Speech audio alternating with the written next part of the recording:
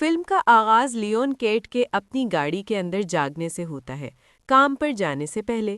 وہ صبح سویرے گارسیا کے کنسٹرکشن سائٹ پر پہنچتا ہے۔ اس کے ساتھ ہی کارکنوں میں سے ایک اسے کچھ کھانا پیش کرتا ہے۔ لیون پھر مزدوروں کو جمع کرتا ہے اور انہیں دن کے کاموں کی وضاحت کرتا ہے۔ اس کے بعد وہ دفتر جاتا ہے تاکہ گارسیا فیملی سے مل سکے۔ دفتر کے اندر جینی گارسیا، جو گارسیا کی بیٹی ہے، لیون کو کئی بلنگ پیپرز دیتی ہے۔ پھر وہ اپنے والد سے اپنی سیمیسٹر مکمل کرنے کے لیے اور اس کامیابی کا جشن منانے کے لیے بڑی رقم مانگتی ہے، جو پہلے ہچکچاتا ہے لیکن آخرکار مان جاتا ہے اور اسے پیسے دے دیتا ہے۔ اسی وقت لیون دیکھتا ہے کہ مافیا کے ارکان کا ایک گروہ کنسٹرکشن سائٹ میں داخل ہو رہا ہے۔ وہ مزدوروں میں سے ایک کو دھمکانا شروع کر دیتے ہیں۔ لیون فوراً مداخلت کرتا ہے اور تیزی سے انہیں قابو کر لیتا ہے۔ وہ انہیں مزید مسئلہ پیدا کیے بغیر سائٹ چھوڑنے پر مجبور کرتا ہے۔ جینی سب کچھ دیکھتی ہے اور بعد میں لیون کے پاس آتی ہے۔ وہ اس سے پوچھتی ہے کہ کیا اس کا فوجی پس منظر ہے؟ لیون جواب دینے سے گریز کرتا ہے اور اسے خبردار کرتا ہے کہ اس بارے میں کسی سے بات نہ کرے۔ تجسس میں جینی اس سے کہتی ہے کہ وہ اسے لڑنا سکھائے۔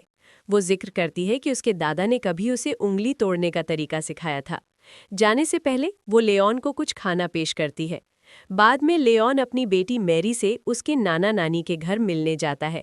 جیسے ہی وہ اسے دیکھتی ہے، میری خوشی سے اس کی گاڑی کی طرف دوڑتی ہے۔ لیون پہلے اپنے سسر سے بات کرتا ہے، جن کے پاس اس وقت میری کی تحویل ہے۔ یہ ظاہر ہوتا ہے کہ لیون نے اپنی بیوی کے خودکشی کرنے کے بعد تحویل کھو دی تھی۔ کیونکہ لیون اب اپنے ٹرک میں رہتا ہے، عدالت نے اسے بچے کے لیے نامناسب ماحول قرار دیا۔ نتیجتاً اسے ہر ہفتے صرف 2 گھنٹے ملاقات کی انومتی ہے۔ لیون میری کو رات کے کھانے پر لے جاتا ہے۔ کھانے کے دوران وہ اسے ایک معنی خیز تحفہ دیتا ہے۔ یہ میری اور اس کی مرحوم ماں کی ایک تصویر ہوتی ہے۔ تصویر دیکھ کر میری جذباتی و غصے میں آ جاتی ہے۔ وہ سمجھنے کی کوشش کرتی ہے کہ اس کی ماں انہیں چھوڑ کر کیوں چلی گئی۔ بعد میں لیون اپنے وکیل سے تحویل کے مقدمے پر بات کرنے کے لیے ملتا ہے۔ وکیل اسے بتاتا ہے کہ صورتحال مزید خراب ہو رہی ہے۔ وہ پوچھتا ہے کہ اس کا سسر اس کے خلاف اتنا غصہ کیوں رکھتا ہے۔ لیون وضاحت کرتا ہے کہ اس کا سسر اس کی بیوی کی موت کا الزام اس پر لگاتا ہے۔ حقیقت میں اس کی بیوی ڈپریشن کا شکار تھی جب لیون فوج میں خدمات انجام دے رہا تھا۔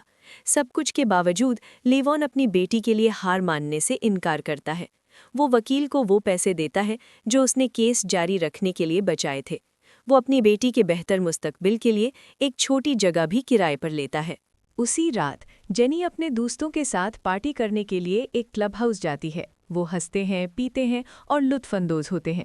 ایک بارٹینڈر جینی کو دیکھتا ہے اور وائپر نامی مافیا کے رکن کو اس کی موجودگی کے بارے میں اطلاع دیتا ہے۔ تھوڑی دیر بعد جینی کی ایک دوست اچانک بیمار محسوس کرتی ہے اور باتھ روم کی طرف دوڑتی ہے۔ اکیلی رہ جانے پر جینی پر اغواکاروں کا ایک گروہ حملہ کر دیتا ہے۔ وہ اسے قابو کر لیتے ہیں اور اپنے ساتھ لے جاتے ہیں۔ اگلے دن کام پر لیون دیکھتا ہے کہ پولیس افسر جو گارسیا کے دفتر سے نکل رہے ہیں۔ جو اور اس کی بیوی گھبراہٹ کی حالت میں لیون کے پاس آتے ہیں۔ وہ اسے بتاتے ہیں کہ جینی لاپتہ ہو گئی ہے۔ وہ لیون سے مدد کی بھیک مانگتے ہیں لیکن وہ انکار کر دیتا ہے اور کہتا ہے کہ وہ اپنا ماضی پیچھے چھوڑ چکا ہے۔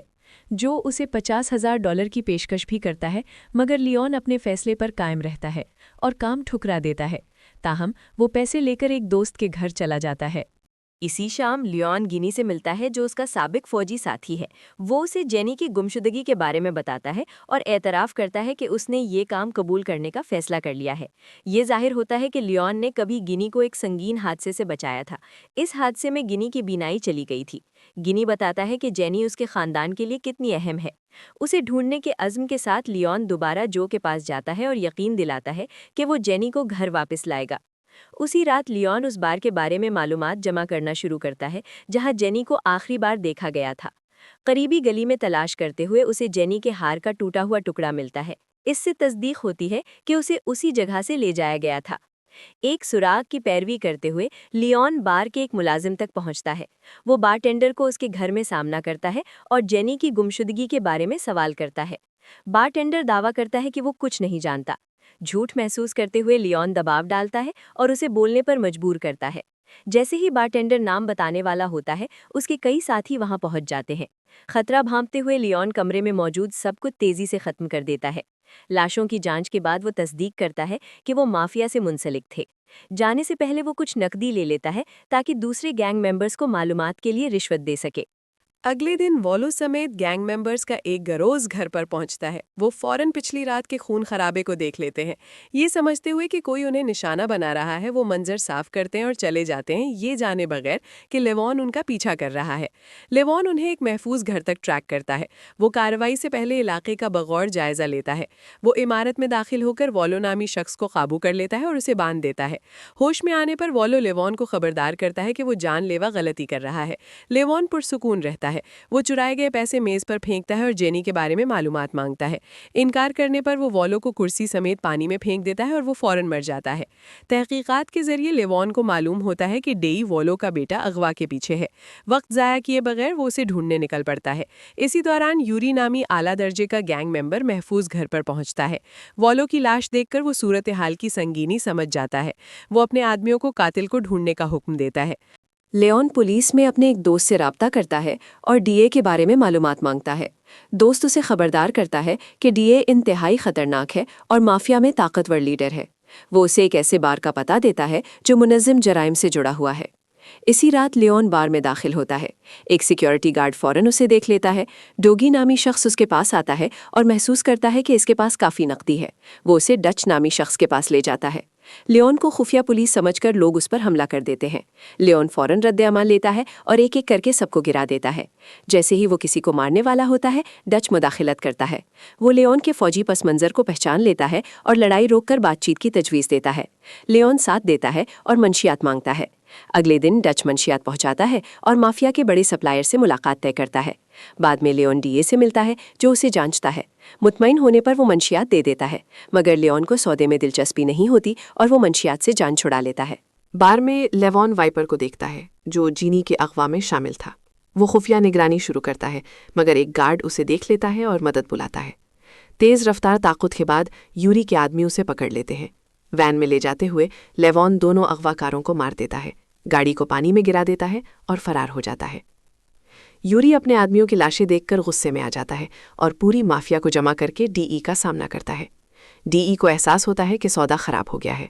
یوری خبردار کرتا ہے کہ لیون اگلا نشانہ اسے بنائے گا۔ اگلے دن لیون اپنی بیٹی کو اسکول سے لینے جاتا ہے اور خطرہ محسوس کرتا ہے۔ اسے معلوم ہوتا ہے کہ اس کا سسر خطرے میں ہے۔ وہ گھر پہنچتا ہے تو گھر آگ میں جل رہا ہوتا ہے۔ وہ اندر جا کر اپنے سسر کو بچا لیتا ہے۔ بیٹی کی حفاظت کے لیے اسے گینی کے گھر چھوڑ دیتا ہے۔ ادھر جینی کو ایک محفوظ گھر منتقل کیا جاتا ہے جہاں وائپر اور آرٹیمس نگرانی کر رہے ہیں۔ موقع دیکھ کر جینی بھاگ نکلتی ہے اور پولیس کار کو اشارہ کرتی ہے، مگر افسر گینگ کا آدمی نکلتا ہے اور اسے واپس لے جاتا ہے۔ بعد میں وائپر ایک امیر کلائنٹ کی کال قبول کرتا ہے۔ ڈی کے ٹھکانے پر لیون اس کا سامنا کرتا ہے۔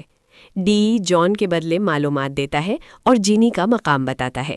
لیون اسے مار دیتا ہے۔ محفوظ گھر پر حملہ کرتے ہوئے لیون سب کو ختم کر دیتا ہے۔ ڈچ مارا جاتا ہے۔ جینی بھی آرٹیمس کو مار دیتی ہے۔ لیون اسے آزاد کراتا ہے۔ دو باقی گینگ ممبرز فائر کرتے ہیں، مگر لیون گرینیڈ سے انہیں ختم کر دیتا ہے۔ خطرہ ختم ہونے پر لیون جینی کو اس کے والدین سے ملا دیتا ہے۔ وہ اس کا شکریہ ادا کرتے ہیں۔